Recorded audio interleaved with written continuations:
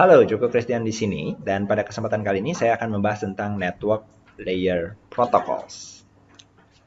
Network Layer Protocols adalah layer ketiga dari 7 layer model OC. Ada di bawah layer transport dan di atas layer data link. Network layer memiliki fungsi utama untuk memungkinkan komunikasi antar host, dari host pengirim hingga host penerima. Dan untuk mencapai fungsi ini, ada 4 proses dasar, yaitu addressing, encapsulation, routing, dan decapsulation. Supaya kita bisa memahami lebih baik, mari kita lihat animasi singkat berikut yang menunjukkan proses pengiriman data dari host pengirim ke host penerima. Data dihasilkan oleh aplikasi yang kemudian akan dienkapsulasi pertama kali oleh protokol pada layer transport, menghasilkan segmen. Segmen kemudian akan dienkapsulasi lagi oleh protokol layer network, menghasilkan paket.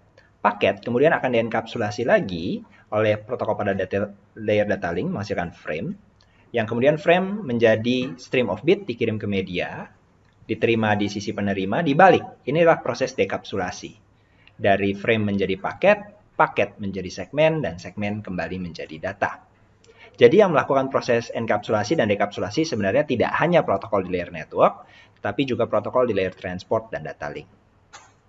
Secara spesifik, di layer networknya ada proses addressing, yaitu pemberian mekanisme pengalamatan pada end device. Di jaringan IP versi 4, perangkat end device yang memiliki alamat kita sebut sebagai host. Kemudian ada proses enkapsulasi tadi, di mana data dari layer 4 berupa segmen diberikan header tambahan menjadi sebuah paket atau PDU layer 3. Isi header di layer 3 umumnya adalah informasi alamat sumber dan alamat tujuan. Lalu proses yang ketiga adalah routing. Routing adalah mekanisme untuk pengarahan paket menuju destination host, di mana source dan destination host tidak selalu terhubung pada jaringan yang sama. Dalam perjalanannya, paket bisa diarahkan oleh intermediary device yang berbeda. Misalnya, host 1 mau mengirim ke host 2, dapat melalui switch 1, router 1, router 2, dan switch 2. Di sini, penentuan router 1 mengirim langsung ke router 2 atau ke router 3, inilah yang disebut dengan proses routing. Perangkat yang melakukannya adalah router. Dan informasi yang dibutuhkan adalah routing table pada router, beserta dengan informasi header layer 3, yaitu alamat tujuan tadi yang sudah ditambahkan oleh protokol pada layer 3. Nanti dalam perhitungannya ada mekanisme melewati satu router disebut sebagai satu hop. Proses yang terakhir adalah decapsulation, di mana paket yang sudah tiba pada destination host akan diverifikasi alamat tujuannya.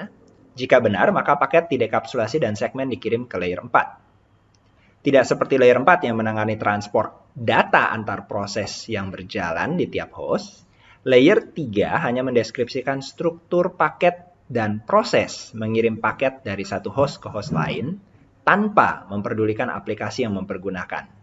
Jadi, bahasa mudahnya, protokol pada layer 3 tidak mementingkan ini kiriman dari aplikasi yang mana, supaya dia bisa mengirimkan paket dari berbagai jenis komunikasi antar berbagai host.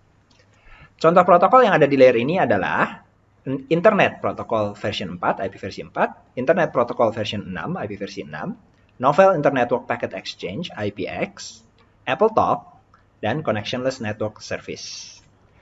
Di antara protokol-protokol tersebut, yang paling luas digunakan adalah IP versi 4 dan IP versi 6. Jangan ketinggalan untuk menyaksikan video penjelasan tentang IP versi 4 dan IP versi 6 di video-video yang lain.